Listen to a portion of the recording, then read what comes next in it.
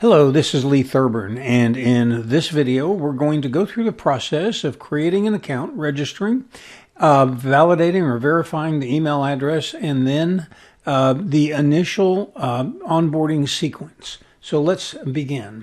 Go to carFleetTools.com, click the register button, and then fill out the form with the appropriate information. So I'm going to set up Louis and Louis.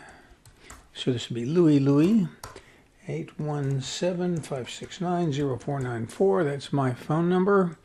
And then I'll put in a password. And I'll put it in again. And click the sign up button.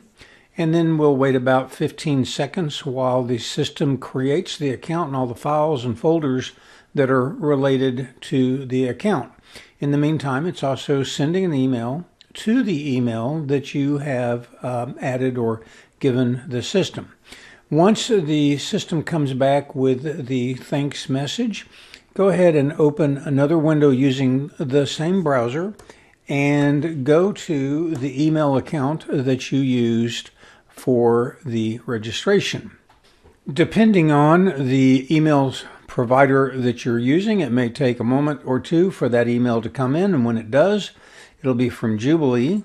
Go ahead and click Verify Email Address, and then click on the Verify Email Address button in the email. That will take you to the dashboard of the account that you've just created. It'll actually automatically log you in.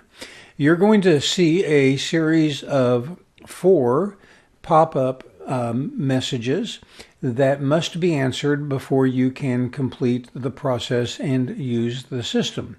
The first message asks the question, what bank are you using? And it asks you to put in a bank and then a little bit of information like just the last 4 digits of your account code.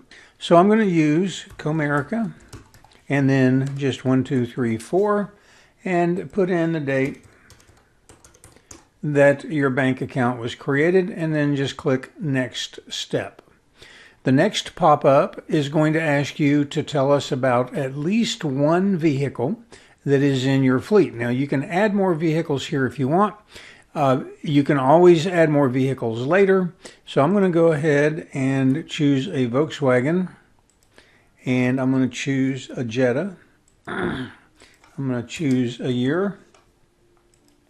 I recommend on the purchase value that you just put in 0.00. I'm going to choose a state, Texas. I'll put in the plate. And then it asks the bank account again and the date of the purchase. Okay, now you'll notice that as you complete the information, the button for Add Vehicle turns green, which means you can it's ready for you to accept. So we'll go ahead and click the green button, Add Vehicle, and then the pop-up is going to come back. You'll see that the vehicle you just added is listed in a table at the top. This table only has 1 row.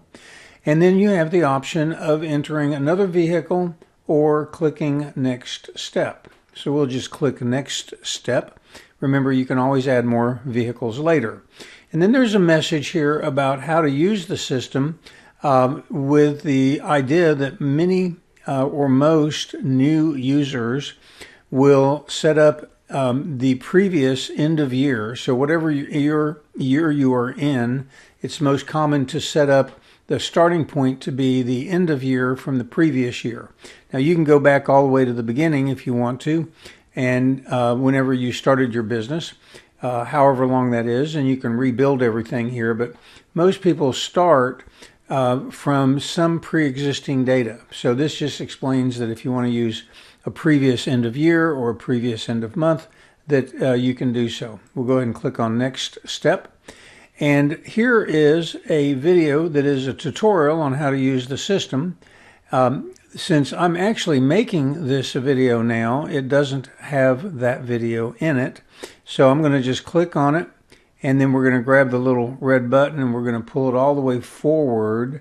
You have to watch the video before the system will let you Finish. Of course, you can do what I just did, slide it forward. We'll go ahead and click Finish and go to Dashboard.